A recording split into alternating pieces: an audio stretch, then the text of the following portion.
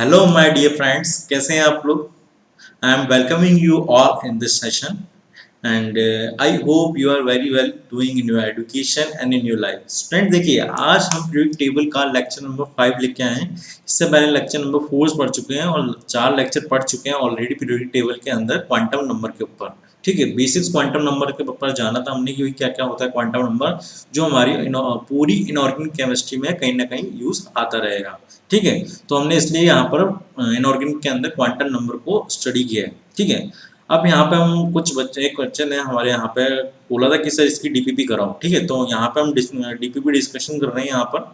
ठीक है, तो भैया आज लेक्चर क्वेश्चंस पे ही है, तो क्वेश्चन हमें सॉल्व करने हैं। आपको मैं टाइम दे दूंगा थोड़ा थोड़ा, और जैसे वीडियो चल रही है तो वीडियो में आपको अपना वीडियो पॉज करके उसका सॉल्यूशन निकाल के फिर वीडियो को आगे प्ले करना है, तो उसके साथ मैं सॉल्यूशन भी दूंगा साथ में। ठीक है, तो ऐसा नहीं है हमें सॉल्यूशन के लिए वेट करना है, हमें पहले पेन कॉपी निकाल लीजिए, रफ पेज ले लीजिए, या फिर आप नोट्स बना रहे हैं तो अपनी कॉपी के अंदर ये क्वेश्चन करना शुरू करिए, क्योंकि जब आप रिवाइज करोगे तो इसको आपका यूज होगा। ओके, तो सबसे पहला हमारा जो क्वेश्चन आ रहा है वो रहा, ये पहला क्वेश्चन है। यहाँ पे क्वेश्चन बोल रहा है कि how many unpaid electrons are there in nickel plus two ion. यहाँ पे क्या बोला है क्वेश्चन ने कि how many unpaid electrons in are there in nickel plus to ions. क्या बोल रहे हैं यहाँ पे, निकल प्लस टू आयंस के अंदर कितने अनपेड इलेक्ट्रॉन्स होते हैं। ठीक है, एटॉमिक नंबर ऑफ निकल दे रखा है 28, कितना दे रखा है 20 दे रखा है, तो भैया निकल का 28 होता है। ठीक है, निकल कितना होता है 28 दे रखा है, पर यहाँ का ये निकल प्लस टू है। ठीक, तो निकल प्लस टू है, तो यहाँ पर हमें इसके इलेक्ट्रॉनिक कॉन्फ़िगरेशन निकाल के उसके बाद इसमें क्या करना पड़ेगा, वो चीज़ आप करिए और उसके बाद बताइए कितने अनपेड इलेक्ट्रॉन इसके अंदर प्रेजेंट है। ठीक है, आपके पास इसके करने के लिए 30 सेकेंड्स है, या फिर 1 मिनट तक ले सकते हैं आप। ठीक है, और जल्दी से क्वेश्चन करना है, और ये भाई वीडियो रिकॉर्डेड वीडियो है, तो यहाँ पे आपको मैं ये बोलूँगा कि आप जल्दी से इसको वीडियो को पॉज कर लीजिए और क्वेश्चन करना स्टार्ट करिए। ठीक है, क्वेश्चन जैसे स्टार्ट करेंगे फिर उसके बाद हम यहाँ पर वीडियो पॉज कर लीजिए आप, और उसके बाद मैं इसके बाद इसका सॉल्यूशन दूंगा। ठीक है, जल्दी से आपको करना है। ठीक है, चलो हो गया। ठीक है, तो मैं क्वेश्चन सॉल्व कराता हूँ यहाँ पर। निकल 28 हाँ, और उसके बाद क्या ले रहा है, निकल प्लस 28 प्लस 2 के अंदर जा रहा है। यहाँ पे आप देखो, हमें इलेक्ट्रॉनिक कॉन्फ़िगरेशन लिखना पड़ेगा 28 तक। ठीक, तो यहाँ पर इस तरह से इलेक्ट्रॉनिक कॉन्फ़िगरेशन लिखा करो, तो ये आपका आसानी कर देता है। 1s2, ये 2s2, ये 2p6, ये 3s2, ये 3p6, उसके बाद इसमें जाएगा 4s2 में जाएगा, फिर 3d के अंदर जाएगा। ठीक है, तो यहाँ पर देखिए ये कितने हो गए, 1s2, 2s2, 2p6, यहाँ तो 10 हो गए, और ये 2 18, या 2 और 6 18 हो गए, 18 19 20, और यहाँ पे 8 है। ठीक है, तो ये 8 आ गए, तो इन दोनों इलेक्ट्रॉन्स को यहाँ से हम क्या करना है, निकल प्लस टू, तो इन दोनों को क्या कर देंगे, यहाँ से बाहर निकाल देंगे। बाहर वाली आउटर शेल से तो इलेक्ट्रॉन्स को रिमूव करना होता है, तो इस शेल को क्या कर देंगे, हम रिमूव कर देंगे। ठीक है, तो ये ध्यान रखना है, ये क्या इजी रहता है इससे कि आप अगर इस तरह से इलेक्ट्रॉनिक कॉन्फ़िगरेशन लिखोगे ना, शेल्स बना के, शेल्स के अंदर सब शेल्स बना के, फिर ऑर्बिटल्स के अंदर, तो यहाँ पर आपको ज़्यादा दिक्कत नहीं होगी, इससे डायरेक्ट आंसर निकल जाएगा। आप कुछ बच्चे क्या सोचते हैं, यहाँ पे गलती क्या होती है, बिल्कुल ध्यान रखना गलती क्या होती है। अब बच्चे क्या लिख देते हैं, 3s2, 3p6, 3d8, 4s2। ठीक है, अब ये लिख दिया, अब उनको लगता है कि यार हमने यहाँ पे इलेक्ट्रॉनिक कॉन्फ़िगरेशन क्या लिखेंगे इसका, 3s2, 3p6, 4s2 और 3d8। तो क्या सोचते हैं बच्चे, हम तो 3d8 से निकालना है, निकल प्लस टू लिखना है, तो क्या करते हो 3d6 कर देते हैं। 3d6 करने की वजह से क्या होता है, ये क्वेश्चन क्या हो जाता है, गलत हो जाता है। ठीक, तो हमें क्या करना है, आउटर शेल से निकालना है इलेक्ट्रॉन, तो 4s2 निकाल देंगे, तो यहाँ कितना बचा, 3d8 बचा, 3d8 बचा, तो ये 3d8 लास्ट वाला बचा। डी को हम यहाँ पर ड्रॉ करें तो 8 अनपेड, 8 इलेक्ट्रॉन्स इसके अंदर, ये 5 हो गए, 6, ये 7 और ये 8, तो 2 कितने रह गए, 2 अनपेड रह गए। तो कितने अनपेड इलेक्ट्रॉन्स रह गए यहाँ पर, 2 अनपेड इलेक्ट्रॉन्स हो गए। ओके, तो ये हमारा आंसर क्या होगा, नंबर ऑफ अनपेड इलेक्ट्रॉन्स कितने हो गए यहाँ पर, 2 हो गए। देखिए निकल एटॉमिक नंबर इज 28, तो इसको निकल को लिख सकते हैं ऐसा, आर्गन 3d8 4s2 की फॉर्म में भी, और निकल 2 प्लस करा हमने तो आर्गन 3d8 4s से निकल गए। ठीक है, तो नंबर अनपेड इलेक्ट्रॉन्स कितने हो गए यहाँ पर, 2 हो गए। देखिए दूसरा क्वेश्चन आया, right the electronic configuration of this element atomic number 56। भैया यहाँ पे इलेक्ट्रॉनिक कॉन्फ़िगरेशन लिखना है एटॉमिक नंबर 56 का। ठीक, तो यहाँ पर वापस सॉल्यूशन लिखेंगे हम। आप जल्दी से आप वीडियो को पॉज करिए, जल्दी से वीडियो पॉज करिए, थोड़ा ध्यान मत दीजिए, क्वेश्चन कॉपी निकाल लीजिए और फटाफट से क्वेश्चन सॉल्व करिए। ठीक है, एटॉमिक नंबर 56 किसका होता है ये बताइए, और साथ में ये बताइए कि इसका इलेक्ट्रॉनिक कॉन्फ़िगरेशन क्या होगा। ठीक है, तो आप अपना आंसर चेक करते जाइए, साथ में आप अपना आंसर भी चेक करते जाइएगा कि आपका आंसर सही आ रहा है नहीं आ रहा, और नहीं आ रहा तो क्वेश्चन के सॉल्यूशन को ध्यान रखिए किस तरह से हमें यहाँ पर क्वेश्चन को सॉल्व करना है। ओके, तो वीडियो पॉज कर लिया आपने। ठीक है, तो अब मैं आंसर बताता हूँ अपना। ठीक, तो हम आंसर स्टार्ट करते हैं। यहाँ पे 56 है ये, तो यहाँ पे 56, तो यहाँ पे क्या होगा, ये 56 ये होगा 1s2, ये होगा 2s2, 2p6, 3s2, 3p6, 3d10, 4s2, 4p6, उसके बाद क्या आएगा 5s2, उसके बाद आ जाएगा 4d10, ये 5s2, 5p6, और उसके बाद आ जाएगा 6s2। तो ये होगा उसका इलेक्ट्रॉनिक कॉन्फ़िगरेशन। ठीक है, तो इलेक्ट्रॉनिक किसका होता है, ये बेरियम का होता है। ठीक, तो इलेक्ट्रॉनिक कॉन्फ़िगरेशन किसका हो गया 56, बेरियम का आता है, तो ये बेरियम का इलेक्ट्रॉनिक कॉन्फ़िगरेशन हो गया 56। ओके, तो भैया किस किस का सही आंसर आया, ये हमारा इलेक्ट्रॉनिक कॉन्फ़िगरेशन होगा। ठीक है, हम आगे बढ़ते हैं यहाँ से। देखिए ये रहा atomic number 56, electronic configuration 1s2, 2s2, 2p6, 3s2, 3p6, 4s2, 3d10, 4p6, 5s2, 4d10, 5p6, 6s2। ठीक है, यह होगा हमारा इलेक्ट्रॉनिक कॉन्फ़िगरेशन। ओके, जिसका सही है भैया बिल्कुल ध्यान रखें, और गलत हो रहा है तो बिल्कुल ध्यान रखें कि ये कहाँ गलती कर रहे हो आप। ठीक, अभी देखिए क्वेश्चन थोड़ा इंटरेस्टिंग था, क्वेश्चन आया given below are the sets of quantum number.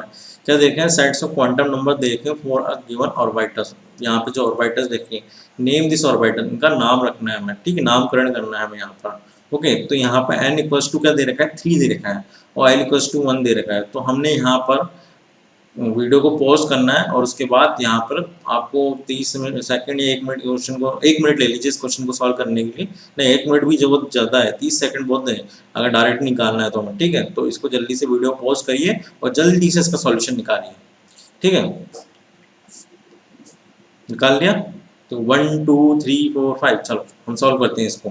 देखिए इसके अंदर क्या देखा है, ये n इक्वल्स टू सी देखा, तो हमने n क्या होता है प्रिंसिपल क्वांटम नंबर, l क्या होता है एजीमुथल क्वांटम नंबर। तो यहाँ पे हमने n की वैल्यू कहाँ से देखी थी 1 2 3 4 से स्टार्ट हो रही है, और principal quantum number principal quantum number की एजीमुथल क्वांटम नंबर की वैल्यू कहाँ से स्टार्ट होगी 0 1 2 3। ठीक है, तो भैया पहला वाला हम देखें यहाँ पर, तो भैया पहला क्या है n इक्वल्स टू 3 है, और ये 3 है, ठीक है s p d और ये f बताता है। ठीक, तो l इक्वल्स टू 1 हो गया, तो ये क्या होगा 3p हो गया। ठीक है, दूसरा हम बात करें यहाँ पर, तो n इक्वल्स टू 5 है, तो n इक्वल्स टू 5 हो गया 4 S P D F G हो जाएगा। ठीक है, आगे और निकालें हम तो, पर यहाँ तो हमारे पास 5 और एल इक्वल्स टू 2 है, एल इक्वल्स टू किसको देते हैं डी को देते हैं, तो डी हो जाएगा। सी हमने देखा एन इक्वल्स टू 4 हो गया। देखो ये जो हम प्रिंसिपल वैल्यू वो तो सेम ही रहेगी, बस एल की वैल्यू क्या करनी है, एल की वैल्यू हम देखनी है, एल की वैल्यू 1 है तो पी हो जाएगा यहाँ पर। फोर्थ है हमारा एन की वैल्यू 2 और एल की वैल्यू 0 किसके लिए होती है एस के लिए होती है। फिफ्थ हो गया हमारा एन की वैल्यू 4 है, एल की वैल्यू क्या हो जाएगी यहाँ से 2 दे रखी है, तो एल की वैल्यू 2 किसके लिए होती है हमारी, एल की वैल्यू 2 होती है यहाँ पर देखिए डी के लिए, तो ये 4D हो जाएगा। तो ये क्या हो जाएगा हमारा इसका आंसर हो जाएगा। आया आपका सही आंसर आया, बिल्कुल ध्यान से देखिए क्वेश्चन बिल्कुल इजी क्वेश्चन था जो हमने पढ़ाया था क्वांटम नंबर के अंदर एन एल एम एन की वैल्यू एम एस की वैल्यू वहीं से इसको निकाल के सॉल्व करना था। ठीक है, देखिए 3p 5d 4p 4p 2s 4d ये आ रही है हमारी वैल्यू।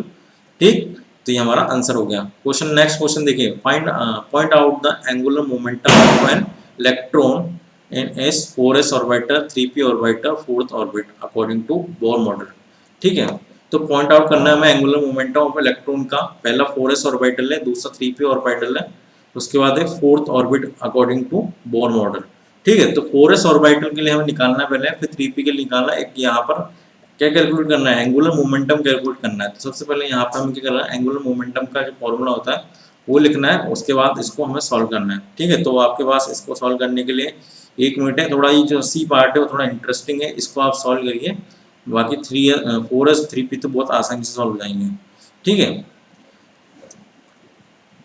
तो भैया वीडियो पॉज कर लीजिए। हो गया, चलो 1 2 3 4 5। ठीक है, चलो सॉल्व करते हैं इसको। ये क्या बोल रहा है, 4s ऑर्बिटल। 4s के लिए बोले तो n की वैल्यू क्या आ रही है यहाँ से, n की वैल्यू 4 आ रही है, और s की वैल्यू सॉरी l की वैल्यू क्या आ रही है यहाँ से, l की वैल्यू 0 आ रही है। ठीक है, तो यहाँ पे एंगुलर मोमेंटम का फॉर्मूला क्या होता है, यहाँ पर एंगुलर मोमेंटम का वो होता है, यहाँ पर l प्लस 1 h अपॉन 2 पाई, ये होता है एंगुलर मोमेंटम।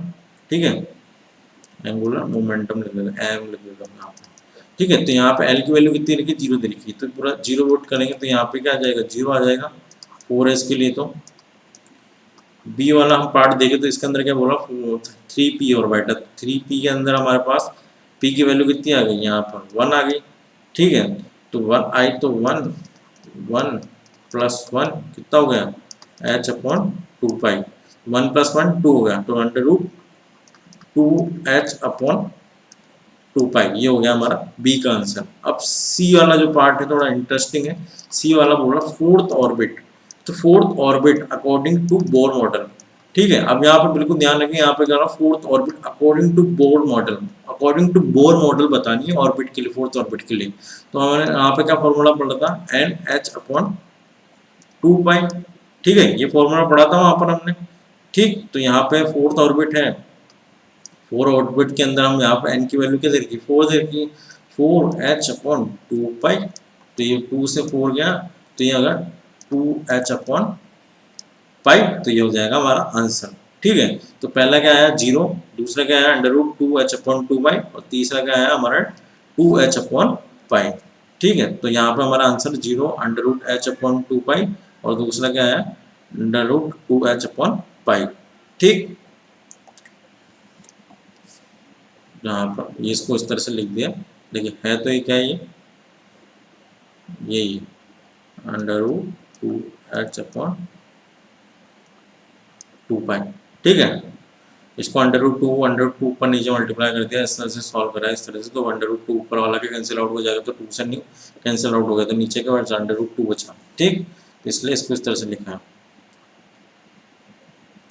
यह हमारा 2h अपॉन पाई आ गया। Okay, next question, which of the following set of quantum number are impossible for the electron. भैया इनमें से बताना है कि कौन सा सेट है जो इम्पॉसिबल है। ठीक है, किसके लिए, क्वांटम नंबर्स के लिए। तो भैया पहला आपको वैल्यू दे रखी है यहाँ पर, इनको सॉल्व करिए। ठीक है, सॉल्व करिए, एन एल एम और एस की वैल्यू दे रखी है, और आपको यहाँ पर इसको सॉल्व करने के लिए 30 सेकंड्स दिए जाते हैं, और जल्दी से क्वेश्चन को सॉल्व करिए और आंसर बताइए, इसका आंसर क्या होगा। ठीक है, तो ये वीडियो पॉज कर लीजिए जल्दी से।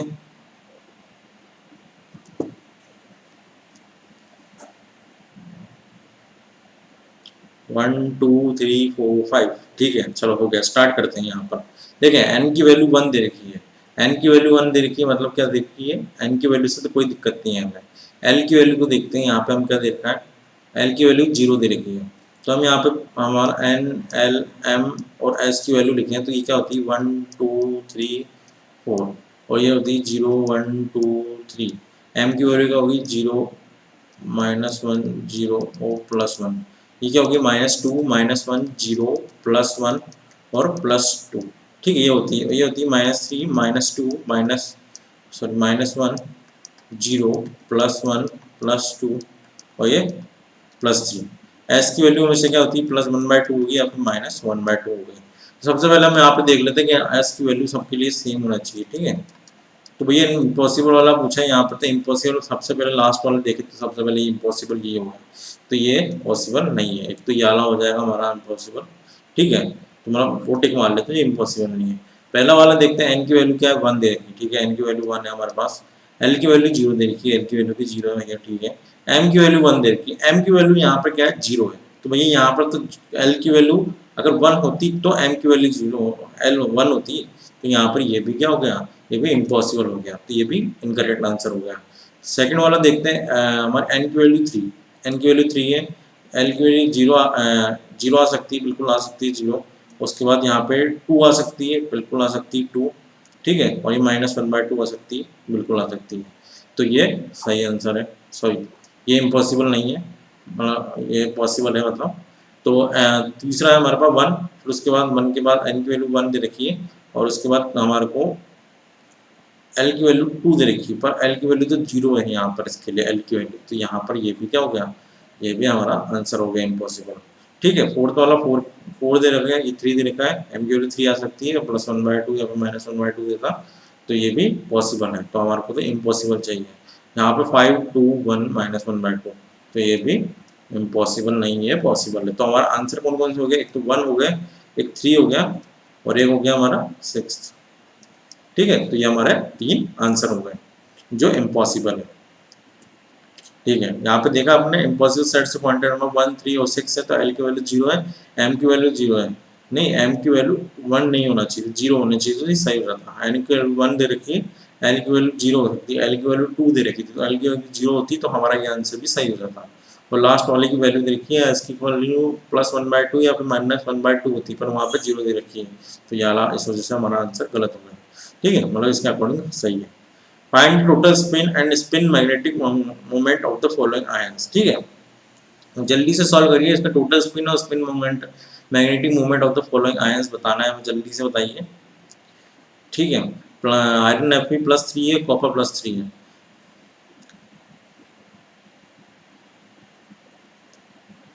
वीडियो पॉज कर लीजिए जल्दी से फटाफट।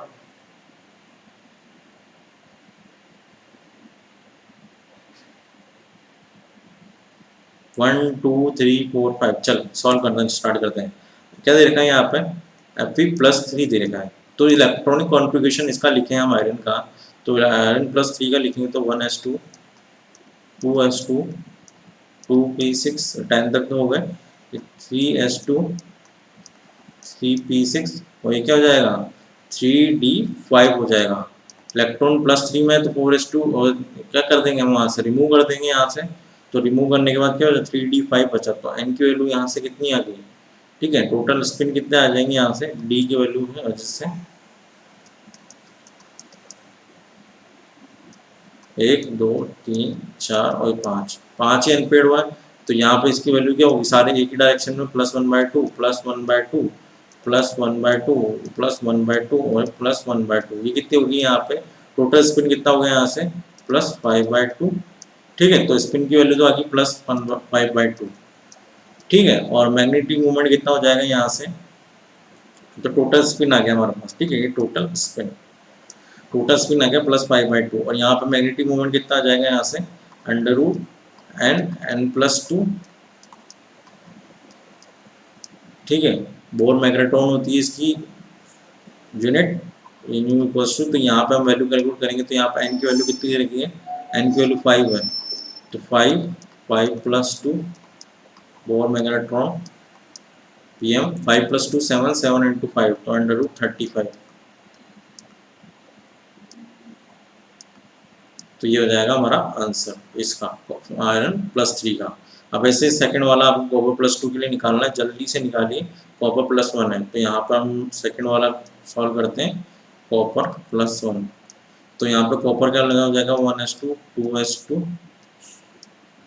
2p6 3s2 3p6, और क्या हो जाएगा 4s1 3d10 होता है, तो 4s1 से हमारा इलेक्ट्रॉन निकाल देंगे तो 3d10 बचा, 3d10 बचा मतलब यहाँ पर एक भी स्पिन कितना हो जाएगा, टोटल स्पिन भी 0 हो जाएगा, और यहाँ पे न्यू जो हमारी magnetic movement spin magnetic movement वो भी क्या हो जाएगा 0 हो जाएगा, तो हमारा आंसर क्या हो जाएगा स्पिन 0 हो जाएगा, और न्यू भी हमारा 0 हो जाएगा, तो हमारा आंसर 0 0 आ जाएगा इसके लिए।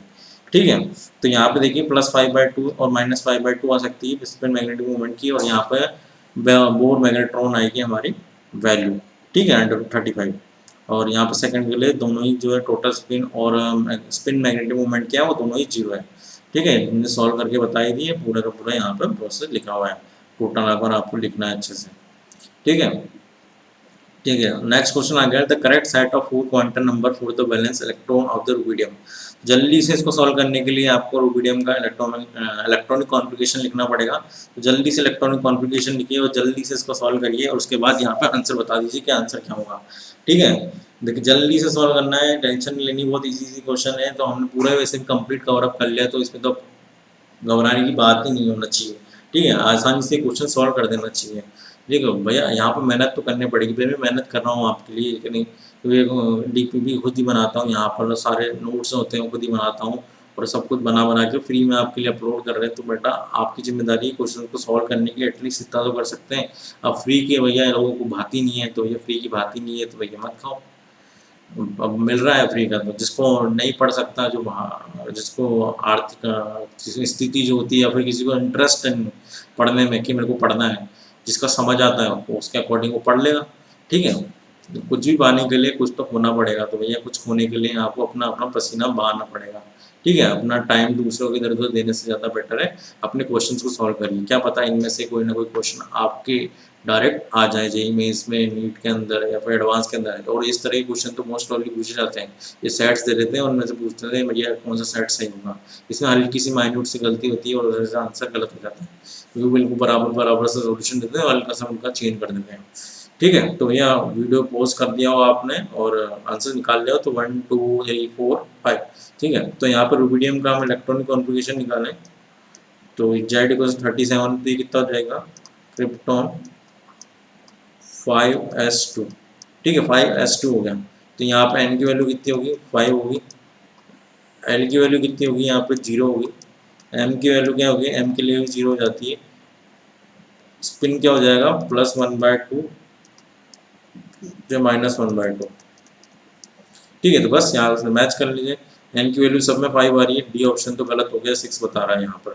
ठीक है, l की वैल्यू 0। ठीक है, तो l की वैल्यू 0 बी ऑप्शन में नहीं आ रहा है। l की वैल्यू 0 फर्स्ट ऑप्शन में आ रहा है और सी के अंदर भी क्या आ रहा है, हमारा l की वैल्यू 1 आ रही है। तो आंसर क्या हो जाएगा, ए इज करेक्ट आंसर। ठीक, तो यहाँ पे आप देखो n की वैल्यू 5, l की वैल्यू 0, m की वैल्यू 0, s की वैल्यू +-1/2। तो ये हमारा आंसर हो जाएगा। ओके, ठीक है, नेक्स्ट क्वेश्चन वाला, the value of the spin magnetic movement of a particular ion in 2.83 bore magneton, the ion is. ठीक है, इसमें से पूछा value off spin magnetic movement of a particular ion की। ठीक है, तो स्पिन मैग्नेटिक मूवमेंट हमने बताया था जब मैग्नेटिक मूवमेंट निकाला था, बोला था जितना हमारे पास न्यू की वैल्यू आएगी, जिसके यहाँ पे हमारे पास 2 अनपेड इलेक्ट्रॉन है, तो जो हमारे बोर मैग्नेट्रॉन की जो वैल्यू आएगी, यानी न्यू की वैल्यू जो आएगी मैग्नेटिक मूवमेंट की, वो कितनी आएगी, वो उसके आसपास ही आएगी। मतलब 2 है तो 2 पॉइंट समथिंग समथिंग आएगी। तो यहाँ पर 2.83 दे रखा है, 2.83 दे रखा है, यानी कि यहाँ पर कितने अनपेड इलेक्ट्रॉन हो गए, 2 अनपेड इलेक्ट्रॉन हो गए। 2 अनपेड इलेक्ट्रॉन किसके अंदर एग्जिस्ट करते हैं, वो कॉपर +2 के अंदर होते हैं। तो कॉपर +2 हमारा क्या जाएगा यहाँ पर, the value off spin magnetic movement of particular ion 2.83 Megatron, the ion is. ठीक है, तो आयन कौन सा हो जाएगा, कॉपर। कौन सा आयरन हो जाएगा यहाँ पर। ठीक है भैया, यहाँ पर हमें आपको निकालना है जिसके अंदर 2 अनपेड इलेक्ट्रॉन आ रहे हो। ठीक है, अब 2 अनपेड इलेक्ट्रॉन किसके अंदर आएंगे, उसको आपको सॉल्व करके यहाँ पर वैल्यू कैलकुलेट करनी है। ठीक है, और ऐसे भी हम रखते हैं तो 1s2 2s2 2p6 और सॉरी 2p6 ना लेके यहाँ पर 2p4 लेंगे। ठीक है, 2p4 लिया तो किसका हो गया, ऑक्सीजन का हो गया। तो ऑक्सीजन भी हो सकता है यहाँ से। इसके अंदर कितना अनपेड इलेक्ट्रॉन हो गया, 2 हो गया, 2 अनपेड इलेक्ट्रॉन हो गया। तो यहाँ पर ऑक्सीजन क्या कर सकता है, 2 माइनस की फॉर्म में एग्जिस्ट करता है। ठीक है, तो यहाँ पे ये हो सकता है ऑक्सीजन भी आंसर। Okay, I hope. ठीक है, अगला question, how many of this orbital having maximum orbital angular momentum, sorry angular probability distribution maximum at an angle of 45 degree to the axial direction. भैया यहाँ पे क्या पूछ रहा है क्वेश्चन के अंदर कि इनमें से कौन से ऑर्बिटल है उसके अंदर maximum orbital angular probability distribution है वो मैक्सिमम है at an angle of 45 degree. कितने एंगल पे, 45 डिग्री के एंगल पे to the axial direction, axial direction के अंदर।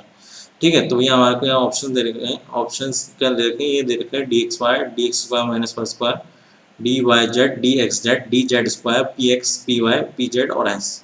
ठीक है, तो इसको हमें बताना है कि इनके बीच में 45 डिग्री एंगल का बनता है। ठीक है, एक्सल डायरेक्शन में। तो देखिए पहले तो हम बात करें यहाँ पर, आपको 1-2 मिनट देता हूँ इसको सॉल्व करने के लिए। आप जल्दी से इसको ड्रॉ कर लीजिए, जल्दी से इसको ड्रॉ करेंगे तो आप जल्दी से इसका आंसर बता पाएंगे।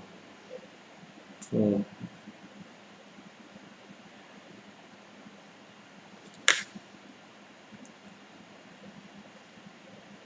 कर लिया सॉल्व। तो स्टार्ट करें हम 1 2 3 4 5। ठीक है, तो भैया सबसे पहले बात करें एस की। तो एस क्या होता है, अनडायरेक्शन होता है, वो किधर भी जा सकता है, तीनों डायरेक्शन में, एक्स वाई जेड, कहीं भी डायरेक्शन। तो हमारा एस तो नहीं होगा, इसके अंदर 45 डिग्री का एक्सल डायरेक्शन बनाएगा, बनाएंगे तो 90 डिग्री का बनेगा।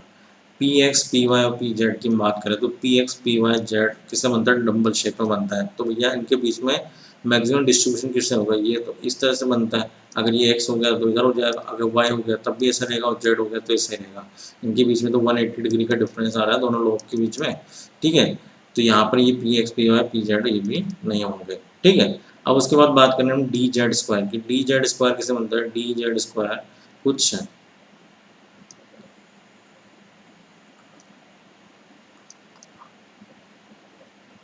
इस तरह से बनता है। ठीक है, डी जेड स्क्वायर कुछ इस तरह से बनता है। तो डी जेड स्क्वायर के अंदर आप जब एंगल देखोगे तो यहाँ पर ये कुछ एंगल अलग होता है।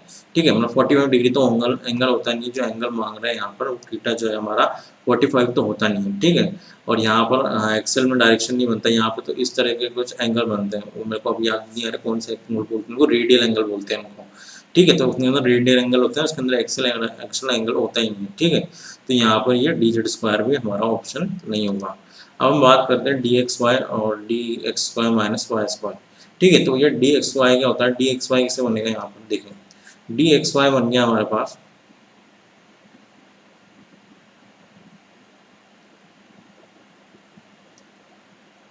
डी एक्स वाई इस तरह से बनता है, यहाँ पे एक्स हो गया और ये वाई हो गया। ठीक है, तो एक्स और वाई के बीच में जो ये एंगल बनता है, ये बनता है हमारा 45 डिग्री का एंगल।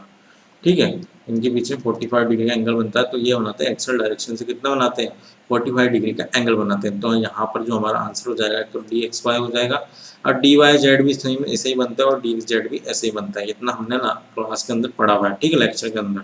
तो हमारा आंसर क्या हो जाएगा, डी एक्स वाई और डी वाई जेड और डी एक्स जेड। और d x square minus Y square को देखें तो d x y square minus, तो यहाँ पर इस तरह से लोब बनते हैं। ठीक है, किसके ऊपर, अलोंग द एक्सिस बनते हैं, ये अलोंग द एक्सिस नहीं बनते हैं। ठीक है, यहाँ पे अलोंग द एक्सिस बनते हैं डी एक्स स्क्वायर और वाई स्क्वायर। तो ये इनके बीच में जो एंगल होता है 45 डिग्री एंगल नहीं होता। ठीक है, तो यहाँ पर D x square minus Y square भी हमारा आंसर नहीं होगा। ठीक, तो हमारा D x Y D Z D x Z क्या हो जाएगा, the loss of D x Y और vertical are at angle of 45 degree with X and Y axis. ठीक है, वाई और एक्सिस में कितने डिग्री पे एंगल पे होते हैं, 45 degree. So along the lobes angular probability distribution is maximum similarly for d y z and d x z, इनके लिए ज़्यादा होती है। ठीक है, यहाँ पे total number of electron having n plus l equals to 3 in chromium atom in its ground state. ठीक है, तो total number of electron having n plus l equals to 3। भैया n प्लस एल की वैल्यू किसके अंदर 3 आएगी, chromium के electronic configuration लिखिए और n प्लस एल की वैल्यू निकालें, वहाँ से हमारा डायरेक्ट आंसर कैलकुलेट हो जाएगा। ठीक है, तो जल्दी से इसको सॉल्व करें।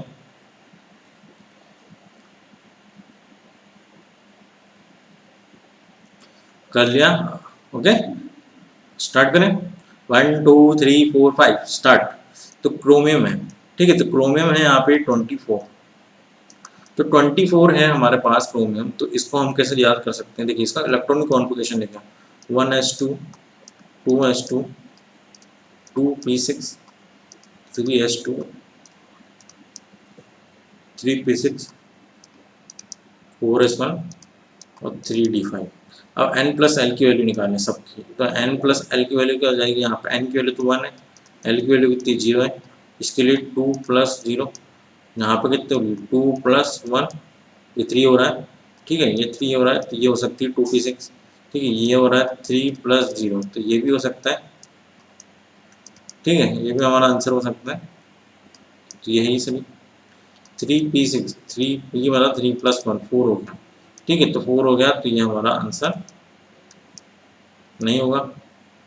4s1 ये तो पहले 4 हो गया, 4 प्लस 0 ये भी नहीं होगा, और ये आ रहा है 3 प्लस 2, तो ये भी नहीं होगा और ये भी नहीं होगा। तो हमारा आंसर क्या होगा, हमारा हो गया एक तो 2p और एक हो गया 3s। ठीक है, एक हो गया 2p एक हो गया 3s। तो 2p और 3s हो गया, तो यहाँ पे आप देख सकते हो 2p कितने, 2p के अंदर कितने इलेक्ट्रॉन होते हैं, 2p के अंदर कितने होते हैं, 2p के अंदर होते हैं हमारे पास 6, और इसके अंदर 3 के अंदर कितना हो गया, s के अंदर कितना हो गया 2, तो ये कितना हो गया 8 हो गया। तो 8 हो सकते हैं हमारे टोटल नंबर इलेक्ट्रॉन्स। ठीक है, तो यहाँ पर देखते हो 1:2 2:2 2p6 3:2 3p6 4:1 3d5। ठीक है, तो n प्लस एल की वैल्यू 3 तक आ गई। So the combination are 2p and 3s, तो 8 इलेक्ट्रॉन्स आ जाएंगे इसमें अंदर। ठीक है, तो ये लास्ट क्वेश्चन है, बस इसको सॉल्व करिए और हमारी डीपीपी खत्म हो जाएगी। आई होप हमने 10-12 क्वेश्चन के अंदर सॉल्व कर लिए। ये लास्ट क्वेश्चन है, ये आपका, इसको जल्दी से सॉल्व करिए और इसका आंसर जो होगा वो आप कमेंट बॉक्स में डालेंगे कि इसके अंदर spin magnetic moment equal to कितना होगा। ठीक है, 4.9 बोर मेगाट्रॉन यहाँ पे दे रखे, द आयन दे रखा है Mn A प्लस, यहाँ पे देखा है has spin magnetic moment equal to, यहाँ पे स्पिन मैग्नेटिक मोमेंट दे रखा है 4.9 Bohr magneton. The value of A कितनी होगी यहाँ पे, यानी कि हमें यहाँ पे वैलेंसी निकालनी है। ठीक है, जल्दी से इसका आंसर आप क्या डालोगे कमेंट बॉक्स के अंदर टाइप करोगे। ठीक है, तो मैग्नीज डाल रखा है यहाँ पर, मैग्नीज का इलेक्ट्रॉनिक कॉन्फ़िगरेशन हम लिख देंगे यहाँ पर। मैग्नीज का इलेक्ट्रॉनिक कॉन्फ़िगरेशन हो गया आर्गन 4s2 3d5।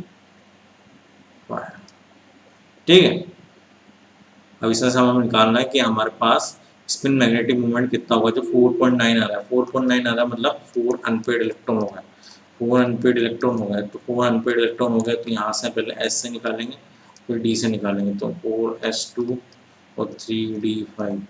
ठीक है, तो 3d5 से निकालेंगे तो s से निकाला और 3d5 से 2 निकाला, तो कितने अनपेड रह गए 1 2 3 1 2 3 3 अनपेड रह गए। ठीक है, तो यहाँ पर हम हमारे कितनी वैलेंसी होगी 3 है, तो ये कितना हो जाएगा n प्लस 3 हमारा आंसर हो जाएगा। 3 वैलेंस आ गए। ओके, तो ये होगा हमारा आंसर। देखिए n प्लस 2 इक्वल्स टू दे रखा 4.9 दे रखा है, तो नंबर ऑफ अनपेड इलेक्ट्रॉन को 4, तो Mn25 तो Rn 4:3d5 होगा। 4 unpaired electron, manganese atom should lose 3 electron, तो 3 इलेक्ट्रॉन को लूज करना पड़ेगा यहाँ पे मैग्नीज को, 2 फ्रॉम 4s और 1 फ्रॉम 3d। ठीक है, तो a इक्वल्स टू क्या जाएगा प्लस 3 की वैल्यू आ जाएगी। ओके, तो ये होती है हमारी यहाँ पे डीपीपी खत्म। Okay, thank you for watching this video and please like and share and subscribe this channel. And अपने दोस्तों को भी बिल्कुल बताइए कि यहाँ पे ये सर है जो अपने डीपीपी लेक्चर्स डाल रहे हैं, अपने एक एक करके पूरे लेक्चर डाल रहे हैं। जितना इंटरेस्ट जितना आप शो करोगे बेटा उतना मैं वीडियोस अपलोड करूँगा। ठीक है, उतना मेरे को भी मज़ा आएगा काम करने में आपके साथ। ठीक, थैंक यू।